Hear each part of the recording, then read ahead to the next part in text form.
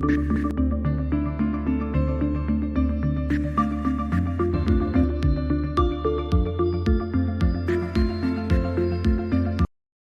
to Biztecha's Health and Wellness Show. Today we speak to Melvin Wu, Regional CEO of Good Doctor Technology. Good Doctor Technology is a joint venture health tech company between Ping An Healthcare and Technology, as well as Grab and Softbank. Now established in 2018 with a regional headquarters in Singapore, the company's mission is to provide one doctor for one family across Southeast Asia.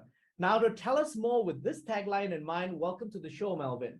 Hey, Brian, thank you. Thank you very much for having me. Now, Melvin, for a start, tell us a little bit about Good Doctor Technology, what it does and how it started. Yeah, Good Doctor Technology is a very unique company, right? As you correctly mentioned, we are a joint venture company between three big giants. One is Ping An Good Doctor in China. They are one of the largest telemedicine provider over there. Grab, of course, Grab needs no introduction. They're quite ubiquitous in Southeast Asia. And Softbank Vision Fund. I think when these three corporates came together, they saw a gap in healthcare in Southeast Asia. Whether or not about accessibility, about affordability, and about reach, right? On how people can access the health care within their countries. So they came together in 2018 and then they set up this company. But I think what is important is although we are a joint venture of corporates, we run and we function like a startup. So I always think of our organization as a startup, a telehealth startup that is building an virtual health ecosystem to really help users or people in Southeast Asia. So, Brian, although the companies, formed us in 2018, but we really got started in 2019, where we launched in Indonesia. We launched in Indonesia as part of a vertical in the Grab ecosystem, and we are known as Grab Health. And so with Grab Health in the Grab ecosystem, our primary objective was at that time to reach as many users at the start goal, right? So it is also very counterintuitive, right? Because, we managed to get our services up and running in Indonesia within 6 months. And I think, in normal startups, you probably would not have that resource or that luxury to do so. And that's because we are able to leverage on a lot of different strengths of our shareholders, right? Technology from Ping An side, the distribution channels, the ecosystem from Grab, and of course the connections from Softbank. Right? Although we started operations in Indonesia in 2019, as you rightfully mentioned, we have a HQ in Singapore, where our product folks are here, our tech folks are here. So it's mainly about developing new technology, thinking through new strategies, new business models, as well as new products. Brian, telemedicine is something bordering controversy, because when we enter into Indonesia, people were not very familiar with telemedicine, although they already have the incumbent there for about 5 years, but regulations and the mentality of telemedicine isn't really developed at that time, right? So one of our goal was to try to, as much as possible, educate the public and also try to work together with the governments and keep educating the governments on what telemedicine is, on how telemedicine can help the whole health ecosystem. Especially in a distributed environment like Indonesia. Not so much as Singapore, but very much so in Indonesia, where healthcare access, particularly in remote areas, to specialist care in particular, is very, very limited or non-existent. Yes, and when we first started and when I was there visiting, whether the hospitals, whether or not the clinics in the rural areas, which is what they call Pukimas, right, which is the central clinic, people have to travel from the rural areas for about 2 hours. Imagine the Jakarta traffic, 2 hours into the clinic. queue for another hour and a half because the clinic is always overcrowded. And then when they actually see the doctor, it's like for probably 3 to 5 minutes because it's usually for a normal cough, normal flu, right? And then they spend another 2 hours getting back to their rural areas. So in total, they probably spend more than 3/4 of the day just to get a simple treatment.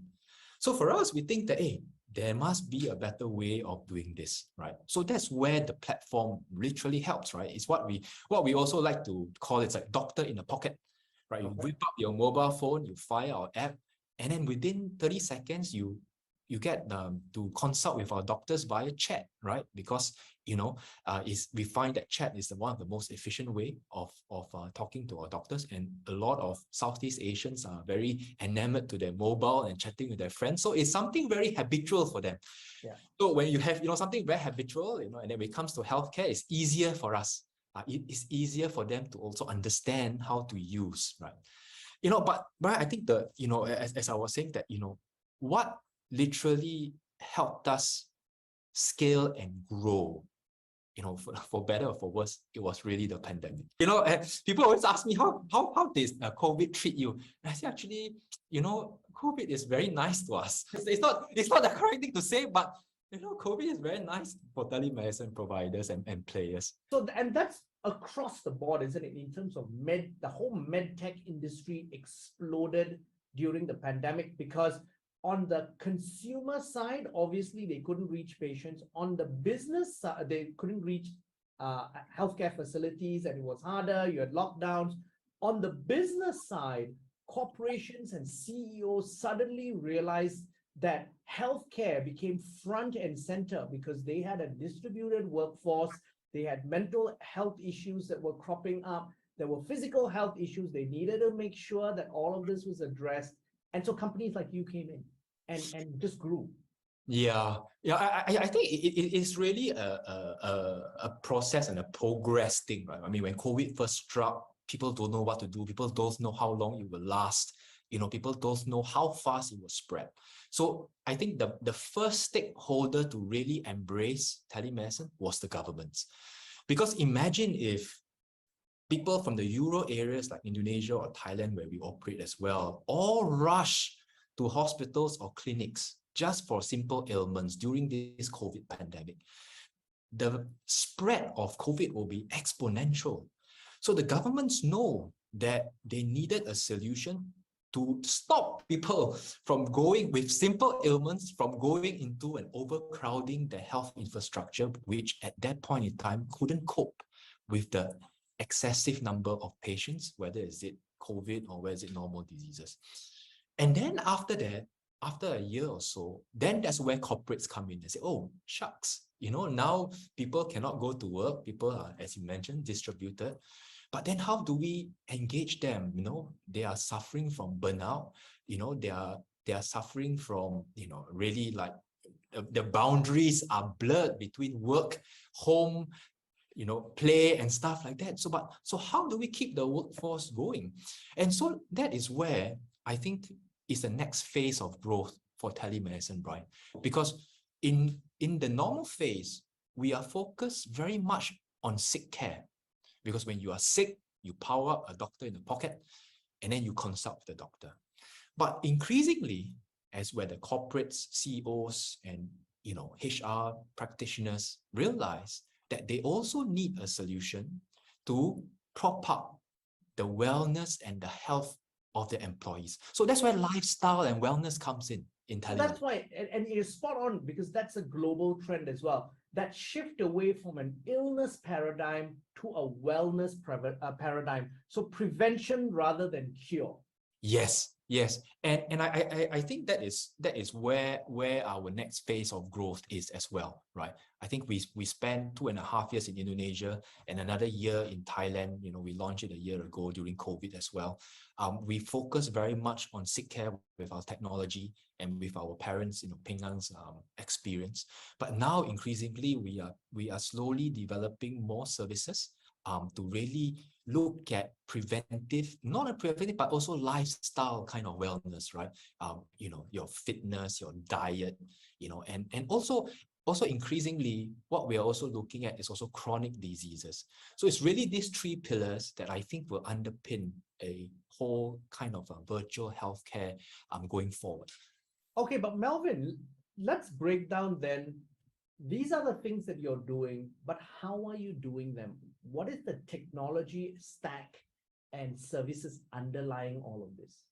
Yes. So I think really is twofold, right? I think one is our platform that we have really inherited and of course customized for different countries from China, and actually they have done it for 7 years. So it is a fantastic platform that And mature, obviously, because they've done it for 7 years. They've all you needed to do was literally just localize according to the needs of the market.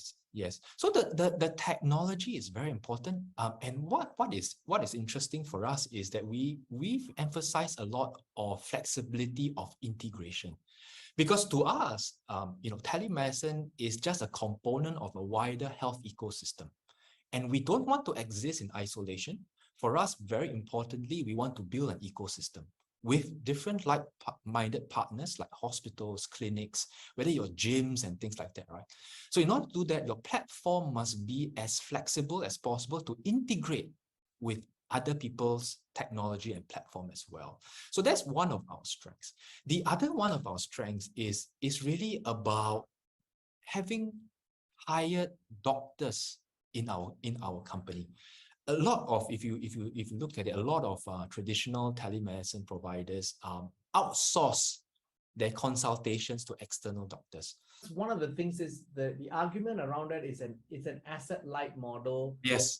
And it's a distributed model so that the existing doctors can benefit from additional revenue. Yes. But for us, we look at it from a different lens, right? We hired a core group of doctors within our payroll or within our organization. And what they do is they standardize consultations, they standardize quality of consultations, they standardize and they all come together to talk about new ways of treating certain ailments. But you must remember, this is about treating patients or talking to patients online. It's not offline, Yes. It's online. There's various different ways of doing it. There's numerous different mannerisms. There's different ways of communicating with the patients. So having a core internal doctors really gives us the advantage because we can control the quality, we can control the type and how they do their consultations. I have to interrupt you there because that is a very, very important issue. Because a lot of times, so while the business reasons for being asset light and distributing the doctors are very compelling, for the patients themselves, that's a less compelling value proposition because each time I log in, if I'm talking to another doctor, well, he can pull up some of my data or so forth, but the reality is the consultation is not as rich compared to somebody that I've been dealing with regularly. So the whole thing about one doctor for a family resonates with someone like me. Yes, and I think this, Brian, I think this is increasingly this is what we are trying to do, where the technology is mature enough to be able to assign the same doctor always to a patient, even in a virtual setting. Unfortunately, that is something that we are still working on. What I mean is that we have in-house doctors, but a patient can request for the same doctor all the time. But what we see is they don't. They come in, they are more than happy to talk to any of our doctors in-house as well. But yes, traditionally it makes business sense to be asset light, but I think we always think ourselves more than just a technology company. We also think ourselves as a healthcare company. So it is I think it's that mentality, Brian. A technology company, you focus on a lot of the different matrix and things like that, right? But I think we need to bring in the softer side of healthcare, where we put patients front and center as well. And if somebody come in, sometimes they are sick, they need help. So yeah. How do you manage that without the matrices at the back of your minds? I think that is very important. So Melvin, so this is the reason then why you've also then adopted an online to offline model as well. And you've set up a physical Good Doctor clinic in Thailand. Tell us about that and what really is the strategy around that? Yeah, for us, traditionally, as you mentioned, right, any tech companies, we don't like asset. We want to be as asset light as possible. But I think in telemedicine, where we are trying to build an ecosystem, it helps to be in that frame of online and offline, because Brian, whether in China, whether it's in Indonesia, or whether in Thailand, telemedicine can only diagnose and treat 36% of patients coming onto the platform. Only 36%. The rest, we have to refer them to our ecosystem partners, right? Whether it's hospitals, labs, and clinics. Now, in Thailand, we built a clinic, really for only one purpose, bro. It's really because out of regulation. But building that clinic also helps us build a brand. Because now with that clinic, our clinic is located in central Bangkok, in one of the more populous office CBD area. So we are there, and our core strategy and business model is B2B. Go out to corporates, reach out to corporates and insurances, and to help to encourage them to utilize telemedicine as part of their program. So with our clinic there, it gives corporates not only the branding, but it also gives them an opportunity to come down to our clinic, chat with our doctors, consult with our doctors, because we still do offline consultations at the clinic. It doesn't mean that we don't. Doctors are there, they consult, and our doctors will also start telling them about telemedicine, right? What is telemedicine? How can they help the company and things like that? So having a physical clinic allows us to do that, right? So, but with the clinic, we make best use of what we have. We make best use of the asset. And this is where, the clinic now, you can go in, you can do certain medical checkups, you can do certain tests. So it is a full-fledged clinic that we have. And it helps us further the cause of telemedicine and virtual healthcare. So one of the key challenges, if you look at it, is the fact that adoption was accelerated during COVID. Yes. But then now people have access now to their doctors physically again. Have you seen a drop-off in utilization? And just give us a sense of some sort of numbers that you've had in terms of growth and consultations. Yeah, so I think during COVID, we had about probably 10x of consultations coming into our platform, right? Whether is it Grab Health, or where is it we have another standalone app in Indonesia. So it's about 10x. But what we see, yes, numbers have come down, but it came down to pre-COVID levels, right?